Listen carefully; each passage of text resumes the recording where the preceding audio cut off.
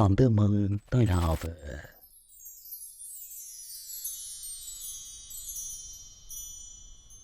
පුංචි කාලේ ඉඳලම මගේ හීනේ උනේ කවදාහරි දවසක ડોක්ටර් කෙනෙක් විදිහට වැඩ කරන එක. ඉතින් පුංචි කාලේ ඉඳන්ම මම මගේ හීනේ වෙනුවෙන් ගොඩක් මහන්සි වුණා. අවසානයේ මම මානසික රෝග වෛද්‍යවරයෙක් විදිහට පත්වීම ලැබෙනකොට මට දැනුනේ මගේ ජීවිතේ ලොකුම හීනේ හැබෑ වුණා වගේ හැඟීමක්. ඒත් සාමාන්‍ය රෝගීන් එක්ක වැඩ කරනවට වැඩිය මානසික රෝගීන් එක්ක වැඩ කරන එක ගොඩාක් අමාරු වැඩක් කියලා මම හොඳටම දැනගෙන හිටියා. හැබැයි මම මගේ ජොබ් එකට ගොඩක් ආස කළා. මොකද කෙනෙක්ව මානසිකව සුවපත් කරනවා කියන්නේම ලොකු පිනක්නේ. ඒ වගේම ඒකෙන් මට ලැබෙන මානසික සතුටත් මිල කරන්න බැරි තරම්. අද මට හොස්පිටල් එකේ ඩියුටි දවසක්. හවස් වෙනකම්ම වැඩ තිබුණ නිසා මම ඩියුටි ඉවර කළා ආයෙත් ගෙදර ආවේ හොඳටම පරක්කු වෙලා. ඒත් ඒ වෙනකොට නිහාන් වැඩ ඉවර වෙලා ගෙදර ඇවිත් තිබුණ නිසා එයා අපි දෙන්නටම කන්න කෑම හදලා තිබුණා. මම වොෂ් එකක් දාගෙන කාමරෙට එනකොට නෙහාන් හිටියේ ඇඳ උඩට වෙලා ෆෝන් එකේ වැඩක් කරන ගමන්. නෙහාන් ඔයා අද කීයටද ගෙදර ආවේ? මම එහෙම අහගෙන ඇඳ ළඟින් වාඩි වුණත් නෙහාන්ගෙන් කිසිම උත්තරයක් ලැබුණ නැහැ. අඩුම තරමේ එයාට මාව ඇහිලවත් නෑ කියලා මට තේරුණේ එතකොට. දැන් දවස් ගාණක් තිස්සෙම නෙහාන්ගේ හැසිරීම මේ විදිහයි. ගොඩක් වෙලාවට එයා කරේ ෆෝන් එක දිහා බලාගෙන කල්පනා කරන එක. එයාගේ මේ වෙනසත් එක්ක නෙහාන්ට මොකක් හරි නොකියන ප්‍රශ්නයක් ඇති කියලා මට තේරුණා. නෙහාන්, ඔයාට මොකක් හරි ප්‍රශ්නයක්ද? මම එහෙම කියනකොට නෙහාන් ඉක්මනට ෆෝන් එක අයින් කරලා මගේ දිහාවට හැරුණා. නිෂු, එහෙම මොකොත් නැහැ. ඒත් ඇයි ඔයා මගෙන් එහෙම දෙයක් ඇහුවේ? නෙහාන් මොකුත් ප්‍රශ්නයක් නැති ගාන්ට එහෙම කිව්වත් එයා මගෙන් දෙයක් හංගනවා කියලා මට හොඳටම තේරුම් ගියා. ඇත්තටම නෙහාන්, මේ දවස් ටිකේම ඔයාගේ හැසිරීම හරි වෙනස්නේ. ඒ නිසයි මං ඇහුවේ ඔයාගේ මොකක් හරි ප්‍රශ්නයක් තියෙනවද කියලා. මම එහෙම කියනකොට නෙහාන් මගේ දිහා බලන් හිටියේ හරිම නොරිස්සුම් බැල්මකින්. අනේ මේ නිෂු, මම ඔයාගේ පේෂන්ට් කෙනෙක් නෙමෙයිනේ. මම ඔයාගේ හස්බන්ඩ්. අනික මේක අපේ ගෙදර මිසක් ඔයාගේ හොස්පිටල් එක නෙමෙයි. ඒ නිසා ලෙඩු දිහා බලන විදිහට මගේ දිහා බලන්න එපා නිෂු. නෙහාන් මේක එක උස්මට කියාගෙන ගියේ පුදුම කලබලයකින්. ඉතින් මම මොකොත් කියන්නේ නැතුව නෙහාන් ළඟින් වාඩි වෙලා බලන් හිටියේ ටික වෙලාවකින් හරි එයාගේ කේන්ති අඩු වෙලා යනකම්. ඇත්තටම නෙහාන් කියලා කියන්නේ ප්‍රොෆෙෂන් එකේ ලෝය කෙනෙක්. ඒ නිසා එයා නිතරම වගේ එයාගේ පර්සනැලිටි එක ගැන ගොඩක් වද වුණා. එයාට හැම වෙලාවෙම ඕනි වුණේ සමාජ ඉස්සරහා වැදගත් චරිතයක් විදිහට ජීවත් වෙන්න. ඒ නිසා එයාට මොන ප්‍රශ්නයක් ආවත් ඒව එළියට දෙන්නේ නැතුව එයා විසඳ ගන්න ගොඩක් try කළා. මොකද එහෙම උනේ නැත්තම් එයා සමාජ ඉස්සරහා හදාගෙන ඉන්න එයාගේ ප්‍රතිරූපේ ඩැමේජ් වෙයි කියලා නෙහාන් ගොඩක් බය වුණා. ඉතින් අවසානයේ එයාගේ මේ පුරුද්ද නිසා සමහර වෙලාවට නෙහාන් මගෙනුත් දේවල් හංගන්න පටන් ගත්තා. ඒත් මිනිස්සු වුණාම අපි කාටත් ජීවිතේ ප්‍රශ්න කියන දේවල් පොදුයි කියන එක එයා පිළිගන්න කැමති වුණේ නැහැ. ඒ නිසා එයා හැමතාමත් කරේ අනිත් මිනිස්සු ඉස්සරහා එයාගේ කැරක්ටර් එක මේන්ටේන් කරන එක. I'm sorry නිෂු, මට ටිකක් කේන්ති ගියා. ටික වෙලාවකින් නෙහාන් එයාගේ කේන්තිය නිවුණට පස්සේ එහෙම කිව්වා. මම එයාගේ ළඟට ගිහින් එයාගේ අතින් අල්ලගත්තේ ඊට පස්සේ. නෙහාන්, මම දන්න ඔයා මගේ පේෂන්ට් කෙනෙක් නෙමෙයි කියලා. ඔයා මගේ හස්බන්ඩ්. ඒත් වෙලාවකට වට අමතක වෙනවා මම ඔයාගේ වයිෆ් කියලා. ඒකනේ ප්‍රශ්නයක් වුණා මටවත් කියන්නේ නැතුව ඒක තනියම හිතේ තියාගෙන ඉන්නේ නේද? මම එහෙම කියනකොට නෙහාන් ලොකු හුස්මක් අරගෙන පපුව සැහැල්ලු කරගත්තා. ඔයා දන්නවනේ නිෂු, මම මගේ ප්‍රශ්න කියන දේවල් එළියට දෙන්න කැමති කෙනෙක් නෙමෙයි කියලා. මම ඒක දන්නවා නෙහාන්. ඒත් අපි කසාද බැඳි ජීවිතේ සතුට වගේම දුකත් බෙදා ගන්න නේද? ඒ නිසා ඔයා තනියම ප්‍රශ්න වලට ෆේස් කරන්න අවශ්‍ය නැහැ. මොකද මටත් පුළුවන් වට උදව් කරන්න. මම එහෙම කියනකොට නෙහාන් ටිකක් සංසුන් වුණා කියලා මට තේරුණා. හරි, මම ඔයාට හැමදේම කියන්නම්. ඇත්තටම මගේ ප්‍රශ්නේ තියෙන්නේ මගේ නංගි නිසා නිෂෝ. එයා හොස්ටල් එකේ ඉන්න ගමන් පිරිමි ළමයි එක්ක රෑ තිස්සේ රෙස්ටොරන්ට් ගානේ රස්තියාදු වෙනවා කියලා මට දෙතුන් දෙනෙක්ම කිව්වා. ඉතින් මේ දේවල් ගැන කල්පනා කරලම මගේ ඔළුවත් පිස්සු වැටලා වගේ නිෂෝ. මට තේරෙන්නේ නැහැ මොකක් කරන්නද කියලා. නෙහාන් එහෙම කියනකොට මට මතක් වුණේ එයාගේ නංගි වුණ සංසලාව. සංසලා කියලා කියන්නේ කාත් එක්කවත් වැඩි කතා බහක් නැති ටිකක් පාඩුව ඉන්න කැමති අහිංසක ගෑනු ළමෙක්. එයා ඉගෙන ගත්තේ හොස්ටල් එකක නතර වෙලා. ඒත් එයා නිවාඩුවට නතර වෙන්න ආවේ අපේ ගෙදර. මොකද එයාගේ අම්මයි අප්පච්චි දෙන්නම පොඩි කාලෙදිම නැති වෙලා නිසා සංසලාට නෙහාන් නැරෙන්න වෙන කිසිම කෙනෙක් හිටියේ නැහැ. ඒත් සංසලා කියලා කියන්නේ හරිම අහිංසක ගෑන් ළමයෙක් නිසා එයා පිරිමි ළමයි එක්ක රෙස්ටොරන්ට් ගානේ යනවා කිව්වම මට නම් ඒ කතාව විශ්වාස කරන්නත් බැරි වුණා. ඒත් නෙහාන් සංසලා කියලා කියන්නේ හරිම අහිංසක කෙනෙක් නේ. එයා හිම වැඩක් කරයි කියලා මම නම් හිතන්නේ. කෝකටත් ඔයා නංගි එක්ක මේ ගැන කතා කරන්න තමයි හොඳ. මොකද මේක කවුරු හරි තරහට ගොතපු කතාවක් වෙන්නත් පුළුවන්නේ. මම එහෙම කියනකොට නෙහාන් මගේ දිහා බලාගෙන මොහොතක් කල්පනා කරන්න පටන් ගත්තා. මම සංසලා එක්ක කතා කරා නිෂෝ. එයා කියන්නේ ඒක කවුරු හරි ගොතපු කටකතාවක් කියලා. ඒත් නෙහාන් එහෙම කියලා මොහොතකට කතාව නතර කළා. ඇයි නෙහාන් ඒත් කියලා කතාව නතර කරේ? ඔයාට සංසලා විශ්වාස නැත්ද? මම එහෙම අහනකොට නෙහාන් මගේ දිහා බලාගෙන හිටියේ අසරණ බැල්මකින්. අනේ මන්ද නිෂෝ මට මේව තේරෙන්නේ නැහැ. ඒත් ගින්නක් නැතුව දුමක් නගින්නේ නෑ නේද? අනිත් එක තමයි පිට මිනිස්සු මේව දැනගත්තොත් එයාලා මට hina වෙයි නිෂෝ. ප්‍රොෆෙෂනල් ලෝයර් කෙනෙක් වුණාට මොකද මගේ ප්‍රශ්න මටවත් විසඳගන්න බෑ කියලා. හැමදාමත් වගේ නෙහාන්ගේ ප්‍රශ්නය අතත් ඉවර වුණේ එයාගේ ප්‍රතිරූපයට ප්‍රශ්නයක් ඇති වෙයි කියලා බයත් එක්ක. හරි නෙහාන් අපි දැන්ට නංගි කියන දේ ඇත්ත කියන දේ විශ්වාස කරමුකෝ හොඳද? කොහොමත් දැන් එයාගේ වැකේෂන් එකත් ළඟයිනේ. ඉතින් එයා ගෙදර ආවම අපි එයා එක්ක මේ දේවල් ගැන කතා කරමු. මම අවසාන වතාවට එහෙම කිව්වේ නෙහාන් තවත් මේ ප්‍රශ්න ගැන කල්පනා කරන එක නතර කරන්න ඕනි නිසා. ඊට සති කීපයකට පස්සේ නෙහාන්ගේ මගේ වෙඩින් ඇනිවර්සරි එකත් ලං වෙලා තිබුණා.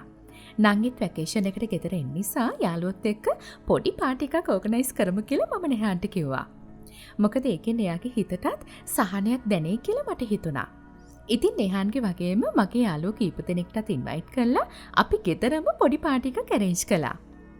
අපි පාටි එක ඕගනයිස් කරගත්තේ නංගිත් ගෙදර ආවට පස්සේ නිසා මගේ හැම වැඩකටම එයත් මට උදව් කරා.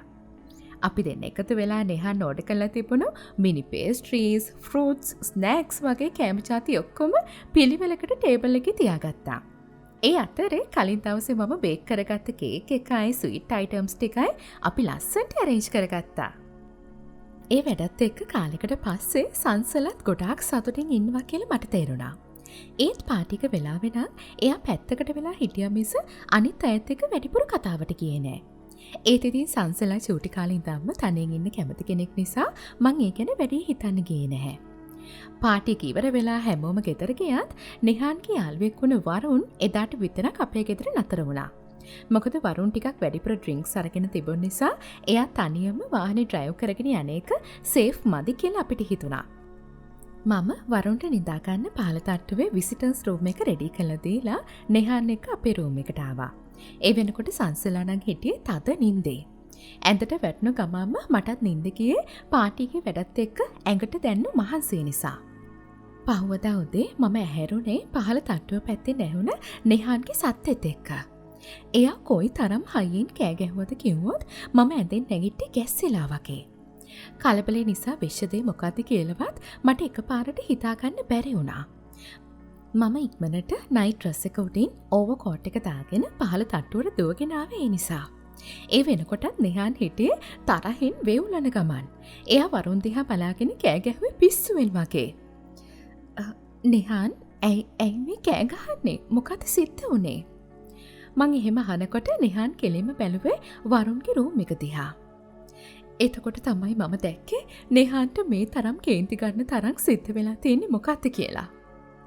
ඒ කාමරේ ඇතුළ දකින්නවත් එක්කම මගේ කකුල් දෙක පවා සීතල වෙලා ගියා.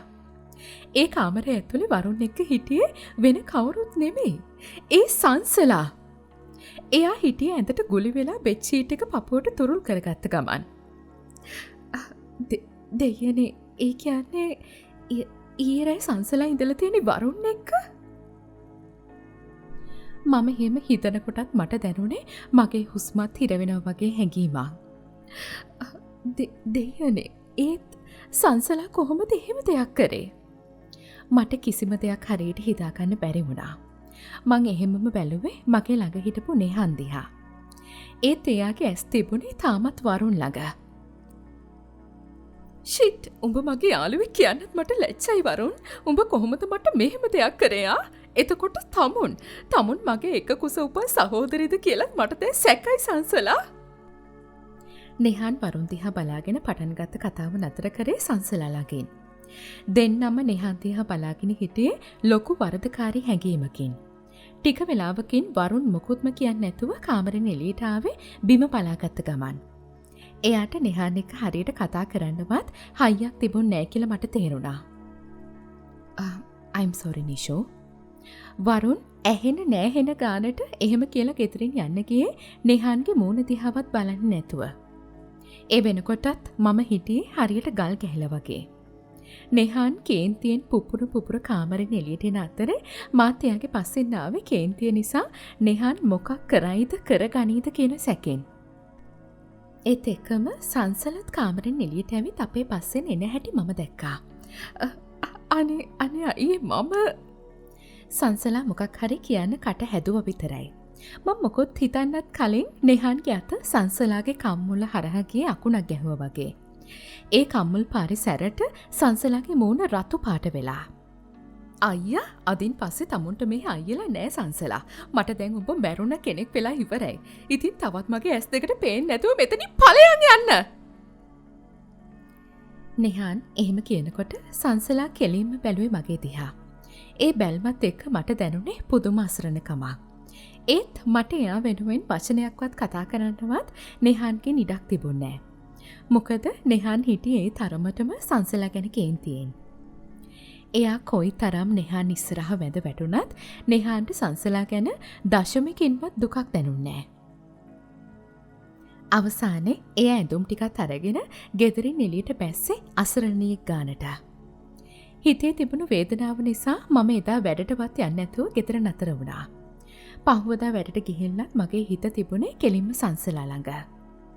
බාහිර රෝගී අංශ වැඩ පටන් අරගෙන ටික වෙලාවක් යනකොට මාව හම්බ වෙන්න ගෑනු ළමෙක් ඇවිත් කියලා මට මැසේජ් එකක් ආවා. ඒකත් එක්ක එක පාරටම මට මතක් වුණේ සංසලාව. දෙයනේ, නංගි මාව හොයාගෙනවත් ඇවිල්ලාද? මම එහෙම හිතන ගමන් ඉක්මනට හොස්පිටල් ක්වාටර්ස් පැත්තට ඇවිදගෙන ආවා. ඔව්, මම හිතුවා හරි, ඒ සංසලා තමයි. කෙල්ල ඊරෑ එළි වෙනකම්ම අඬලා වගේ. ඇස් දෙකත් හොඳටම රතු කරගෙන මූණ එල්ලගෙන මන් දිහා බලාගෙන හිටපු විදිහට මගේ පපුවත් පිච්චිලා ගියා. දෙයනේ සංසලා, ඔයා ඊරෑ කොහෙද දෙයනේ හිටියේ? මම එහෙම අහන ගමන්ම එයාව හොස්පිටල් ක්වාටර්ස් එක ඇතුළට එක්කගෙන ආවා. අනේ අක්කේ, මම මෙහි ආව කියලා අයියට නම් කියන්න එපා. සංසලා මගේ අත් දෙකෙන් මල්ලගෙන එහෙම කිව්වේ හරිම බයෙන්. ඒ වෙලාවේ එයාගේ හිතේ තිබුණු දුක, වේදනාව කොච්චරක්ද කියලා එයාගේ අසරණ බැල්මෙන්ම මට තේරුම් ගියා. කොහොමත් ගෑනු කෙනෙක්ගේ දුකක් හොඳටම තේරෙන්නේ තවත් ගෑනු කෙනෙක්ට කියලා කියනවනේ. ඉතින් මම එයාට පොරොන්දු වුණා නෙහාන් එක මේ කිසිම දෙයක් කියන්නේ නැහැ කියලා. ඊට පස්සේ තමයි මම සංසලාගෙන් කලින් දවසේ රෑ සිද්ධ වෙච්ච දේවල් ගැන ඇහුවේ. ඒත් මගේ ප්‍රශ්නෙන් සංසලා ටිකක් කලබල වුණා කියලා මට තේරුම් ගියා. මට තේරෙන්නේ නෑ අක්කේ මට මොනා වෙනවද කියලා. ඒත් මට මව පාලනය කරගන්න බැහැ. මගේ හැඟීම් පාලනය කරගන්න බැහැ අක්කේ. ඇත්තටම මට එදා වරුන් එක්ක ඒ විදිහට එන්න කිසිම ඕනකමක් තිබුණ නැහැ. ඒත් මම දන්නේ ඒක කොහොම වුණාද කියලා. සංසලා පිස්සුවෙන් වගේ එහෙම කියවගෙන යනකොට මට එයා ගැන ඇති වුණේ ලොකු අනුකම්පාවක්. ඒත් සංසලාගේ කතාවත් එක්ක එයාගේ මේ හැසිරීමේ අසාමාන්‍යතාවයක් තියෙනවා කියලා මට ඉබේටම වගේ තේරුම් ගියා. සමහර විට ඒක මොකක් හරි මානසික පීඩනයක් වෙන්නත් පුළුවන්. මම සංසලා එක්ක එයාගේ ෆීලිංග්ස් ගැන ටිකක් වැඩිපුර කතා කරන්න පටන් ගත්තේ ඒ නිසා. එයාට එයාගේ හැඟීම් දැනෙන විදිහ ගැන. ඒ හැඟීම් පාලනය කරගන්න විදිහ වගේ හැම දේම ගැන මම එයත් එක්ක කතා කරා. මොකද මට ඕනි වුණේ ඇත්තටම සංසලාගේ මානසික ක්‍රියාකාරීත්වයේ වෙනසක් තියෙනවද කියලා දැනගන්න. ඕනිම කෙනෙක්ගේ පුංචි කාලේ මනසට කාවදින සමහර නෙගටිව් දේවල් නිසා එයාලා පරිණත වුණ කාලෙකත් විවිධාකාර විදිහට මනස ක්‍රියාකාරීත්වයට බාධා ඇති කරන්න පුළුවන්. මොකද සංසලා කියන්නේ පුංචි කාලේ ඉඳන්ම අම්මා කෙනෙක්ගේ ආතරේ ළඟ උස් මහත් වෙන්න වාසනාව තිබුණ නැති කෙල්ලෙක්. එහෙම කෙනෙක්ට දැනෙන තනිකම පාළුව එක්ක මේ වගේ මානසික අවපීඩන තත්ත්ව ඇති වෙන එක හරිම සාමාන්‍ය දෙයක්. මම සංසලා එක්ක කතා කරාට පස්සේ එයාගේ බ්ලඩ් සෑම්පල් එකකුත් අරගත්තා. ඒ බ්ලඩ් රිපෝට් එකයි එයාගේ හිස්ටරි ඇනලිසිස් රිසල්ට් එකයි එක්ක ෆයිනල් රිසල්ට් එක තේරුම් ගන්නකොට මට දැනුනේ පුදුමයක්. මොකද සංසලාට තිබුණේ වෙනස්ම විදිහක මානසික සංකුලතාවයක් කියලා ඒ වෙනකොට මම හොයාගෙන තිබුණා. මේ රෝගී තත්ත්වය කොයි තරම් භයානකද කියලා කියනවා නම් මොහොතකට හරි එයාව තනි කරන්නත් මං ගොඩක් බය වුණා. මොකද එයාගේ මානසික පීඩනෙත් එක්ක සංසලා එයාගේ ජීවිතය වුණත් නැති කරගන්න පුළුවන් කියලා මම දැනගෙන හිටියා. ඒ නිසා මම මගේ වැඩ හැම දේම නතර කරලා සංසලා වෙනුවෙන්ම මගේ කාලෙ වෙන් කරා. ඒ කාලෙදි තමයි ඩොක්ටර් අෂාන් මගේ උදව්වට ආවේ. එයත් මම වගේම සයිකොලොජිකල් ස්පෙෂලිස්ට් කෙනෙක් නිසා සංසලාට තිබුණු මෙන්ටල් ඩිසෝඩර් එක ගැන එයාටත් හොඳ තේරුමක් තිබුණා. ඉතින් මම හොස්පිටල් එකේ හිටපු නැති හැම වෙලාවකම සංසලා ගැන බලන වගකීම බාරගත්තේ අෂාන්. ඒ අතරේ කාලෙත් එක්ක සංසලාගේ මානසික මට්ටමත් හොඳ අතට හැදෙනවා කියලා මට තේරුම් ගියා. මොකද අෂාන් සංසලාට පුරුදු කරලා තිබුණ මෙඩිටේෂන් ක්‍රමත් එක්ක එයාගේ මනස ගොඩාක් දුරට පාලනය වෙලා.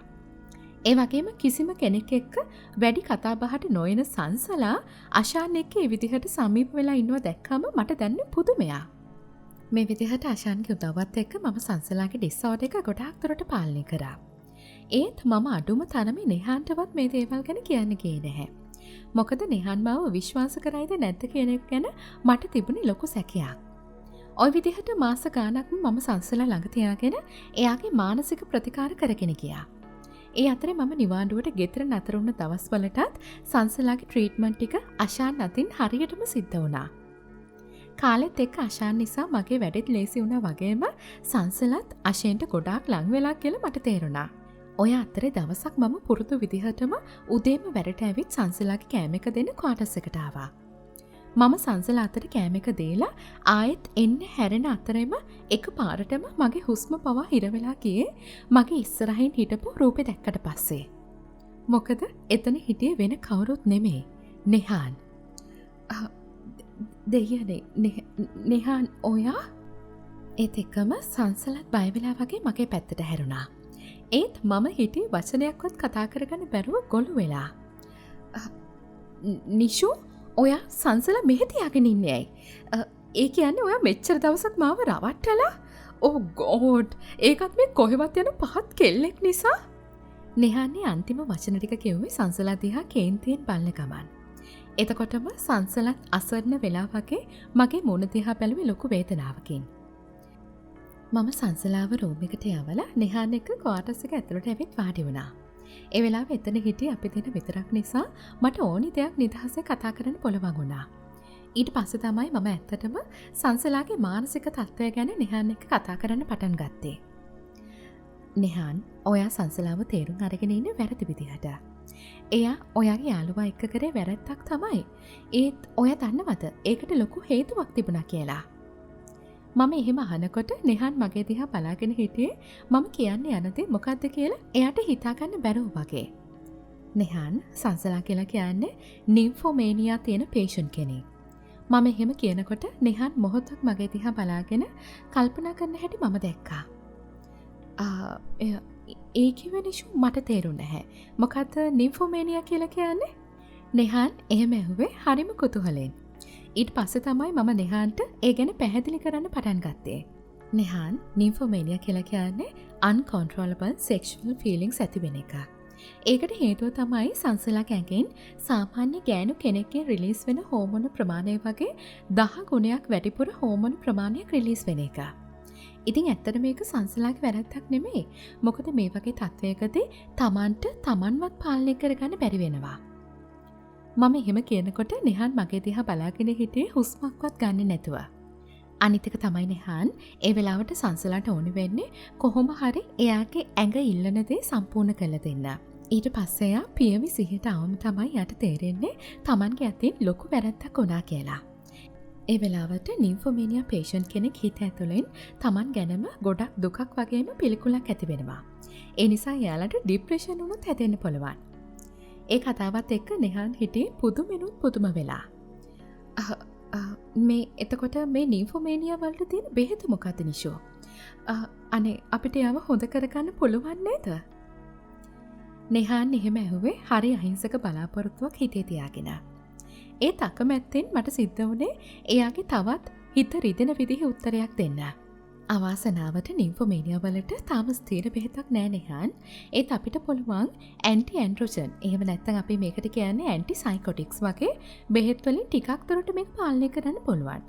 ඒත් අපිට තියෙන හොඳම සොලියුෂන් එක තමයි එයාගේ තනියට නිතරම කෙනෙක් ළඟින් තියෙන එක. එයාට ආදරය කරන එක. එයා මේ වෙලාවේ ගොඩාක් මෙන්ටලි ස්ට්‍රෝං වෙන්න ඕනේ.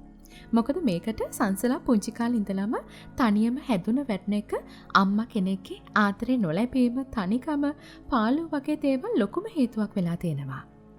හරියටම කිව්වොත් ඒක තමයි මේ අසනීප තත්ත්වෙට මුල.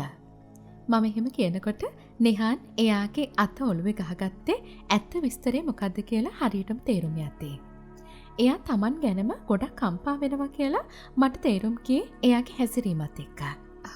දෙයියනේ මට දැන් තමයි තේරෙන්නේ නිෂු මගේ අතින් සංසලාට සිද්ධ වුණේ කොයි තරම් වැරැද්දක්ද කියලා.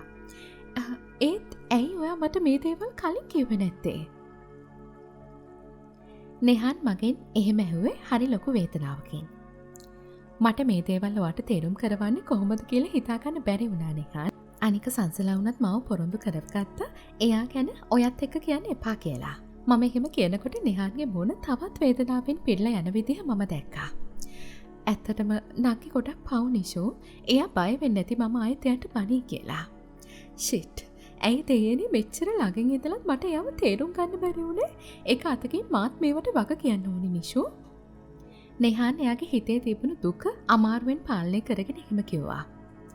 ජීවිතේ සිද්ධ වෙන හැම දෙයක්ම අපිට ඕනි විදිහට පාලනය කරන්න බෑ නෙහාන්. ඒ නිසා ඔයා නංගි ගැන තවත් හිතලා දුක් වෙන්න එපා. අපි කොහොම හරි එයාව හොඳ කරගමු. මම නෙහාන්ගේ අත් දෙකෙන් අල්ලගෙන එහෙම කිව්වා. කවදාවත් නැතුව එයාගේ ඇස්වල කඳුළු පිරලා කියලා මම දැක්කේ එතකොට. ඇත්තටම අපිට සංසලාව හැමදාටමත් හොඳ කරගන්න බැරි වේද නිෂෝ? මොකද එයාටත් කවදා හරි හොඳ ජීවිතයක් තියෙන්න ඕනේ. කවදා හරි එයාව ලස්සන මනාලියක් කරලා එයාට ලස්සන ජීවිතයක් හදලා දෙන එක තමයි මගේ එකම හීනි නිෂෝ. නෙහාන්ගේ ඒ ප්‍රශ්නේ ඉස්සරහා මට දැනුනේ මම උත්තර නැතුව ගොළු වෙලා වගේ හැඟීමක්. මොකද සංසලාගේ මානසික තත්ත්වයත් එක්ක එයාව කසාද බඳින කෙනා සංසලාව හොඳටම තේරුම් ගත්ත කෙනෙක් වෙන්න ඕනි කියලා මම දැනගෙන හිටියා. මොකද එයාට සාමාන්‍ය ගෑනු ළමයෙකුට වැඩිය ආදරේ සෙනෙහස වගේම එයා වෙනුවෙන් කෙනෙක් ඉන්නවා කියන හැඟීම නිතරම දැනෙන්න දෙන්න ඕනේ. ඒත් එතකොටම මගේ ඔලුවට ආවේ ඒ විදිහට සංසලාව තේරුම් අරගෙන එයාව ආදරෙන් බලා ගන්න පුළුවන් කෙනෙක් හොයාගන්නේ කොහොමද කියන එක. ඔයා මොනවද නිෂු කල්පනා කරන්නේ? නෙහාන් එහෙම අහනකොට මම ගැස්සිලා වගේ පියවිසිහිට ආවා. ඒත් මට එයාට උත්තරයක් දෙන්නත් කලින් ඩොක්ටර් ආෂාන් අපි දිහාවට එන හැටි මම දැක්කා. එයාගේ මූණේ තිබුණේ මම වෙනද දකින්නට වැඩිය වෙනස්ම එළියක් කියලා මට ඒ වෙලාවේ හිතුණා. ආෂාන් එන්න ඇතුළට පාඩි වෙන්න. මම එහෙම කියනකොට ආෂාන් ඇතුළට ඇවිත් නෙහාන් ළඟින්ම තිබුණු පුටුවකින් වාඩි වුණා. ඇත්තටම මම ආවේ ඔයාලා දෙන්නත් එක ටිකක් වැදගත් දෙයක් කතා කරන්න ඉෂු. ඒත් මම දන්නේ නැහැ ඔයාලා මේකට කොහොම රියැක්ට් කරයිද කියලා. බට් මට අද මේක ඔයාලට කියන්න ඕනේ. ආෂාන් කවදාවත් නැතුව එහෙම කතාවක් කියද්දි මට දැනුනේ පුදුමයක්. ඔයා ඕන දෙයක් කියන්න ආෂාන් කිසිම ප්‍රශ්නයක් නැහැ. මම එහෙම කියනකොට ආෂාන් ලොකු හුස්මකුත් අරගෙන ආයිමත් කතා කරන්න පටන් ගත්තා. ඔයා දන්නවන්නේ නිෂෝ පහුගිය දවස් දෙකේම මම ටිකක් වැඩිපුර සංසලා එක්ක ටයිම් ස්පෙන්ඩ් කරා කියලා. ඉතින් මේ මාස ගානට මම සංසලා ගැන ගොඩක් දේවල් තේරුම් ගත්තා. එතකොට තමයි මට තේරුනේ සංසලා කියලා කියන්නේ මගේ තින්කින් පැටර්න් එකට ගොඩක්ම ගැලපෙන කෙල්ලෙක් කියලා. ඉතින් ඇත්තම කිව්වොත් නිෂෝ මේ වෙනකොටත් මම එයාට ගොඩක් ආදරය කරන්න පටන් අරගෙන. මන් දන්නවා එයාට ලොකු මානසික ප්‍රශ්නයක් තියෙනවා කියලා. ඒත් මම හිතනවා මගේ ආදරෙත් එක්ක ඒ හැම දෙම වෙනස් කරන්න පුළුවන් කියලා. ආෂාන්ගේ ඒ කතාව අවසානයේ මමයි නෙහානුයි හිටියේ මූණට මූණ බලාගෙන. අපි දෙන්න බලාපොරොත්තු වුණ විදිහටම අවසානයේ සංසලාගේ ජීවිතේ ලස්සන වෙන්න යනවා කියලා තේරුම් යද්දී මට දැනුනේ පුදුම සතුටක්. නෙහාන්ටත් ඒ සතුට ඒ විදිහටම දැනෙන්නේ නැති කියලා මට එයාගේ බැල්මෙන් තේරුම් ගියා. ඉතින් අපි දෙන්නම අශාන්ගේ ඉල්ලීමට කැමති වුණේ කියා ගන්න බැරි තරම් සැනසීමක් හිතට දැනෙද්දී.